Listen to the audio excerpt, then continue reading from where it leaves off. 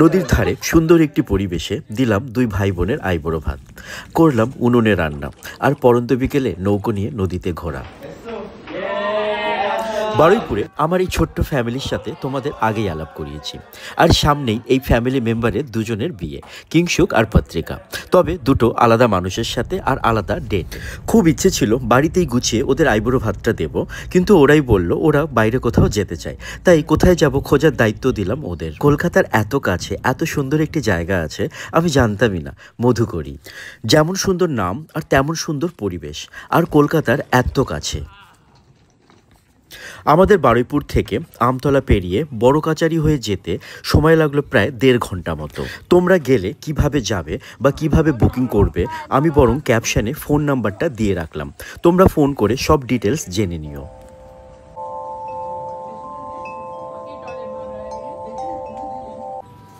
মধুকরীতে থাকার জন্য দুটি বড় বড় এসি রুম আছে আর একটি নন এসি রুম আছে। যেহেতু আমাদের ডে আউটের প্ল্যান, তাই আমরা একটু সকালেই বেরিয়েছিলাম, আর পৌঁছেই আমরা দিনটা শুরু করলাম গরম গরম চা দিয়ে। জায়গাটা সত্যিই সুন্দর, বন্ধুদের নিয়ে আউটিংয়ের জন্য তো একদম পারফেক্ট, বা চাইলে নিজের সঙ্গে সময় কাটানোর জন্য একদম আদর্শ একটি জায়গা। নদীর সামনে বসে সময় যে কিভাবে কেটে যাবে বুঝতেই পারবে না।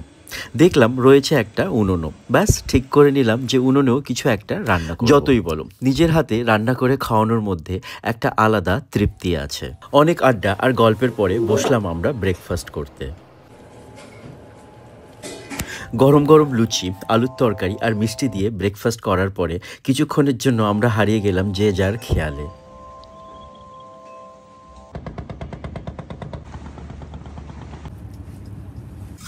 দুপুরে আমরা রেডি হয়ে লেগে পড়লাম আইবুড়ো ভাতের আয়োজনে। আমাদের দলে সদ্য বিবাহিত দম্পতি বিনীত আর বন্দনাকে দিয়েছিলাম আইবুড়ো ভাতের গুরুদায়িত্ব। আচ্ছা, আইবুড়ো ভাতের এই সব আয়োজন কিন্তু আমাদের করে দিয়েছিল মধুকরী। তার জন্য মধুকরীর পুরো টিমকে জানাই অসংখ্য ধন্যবাদ, এবং মধুকরীর কর্ণধার যার হাত ধরে তৈরি হয়েছে এই মধুকরী, শ্রীমতী রাখি ম্যাডামকেও অসংখ্য ধন্যবাদ। কিংসুক আর পত্রিকা, আমার এই দুই ভাই বোনের জন্য রইল অনেক শুভেচ্ছা, আদর আর ভালোবাসা। তোমরাও ওদের জন্য প্রে করো, ওদের আগামী দিনগুলো যেন অনেক অনেক ভালো কাটে। আইবুড়ো ভাত শেষ করে করলাম আমরা লাঞ্চ। পাতুরি থেকে মাটন, বেক রসগোল্লা থেকে দই, কি না ছিল মেনুতে, আর রান্না একদম ঘরোয়া। তবে শেষে ছিল একটা চমক, হ্যাঁ, নদীর বুকে বোট রাইড। পরন্ত বিকেলে এমন একটা বোট রাইড যে মনটা ভালো করে দেবে সেটা আর বলার অপেক্ষা রাখে না।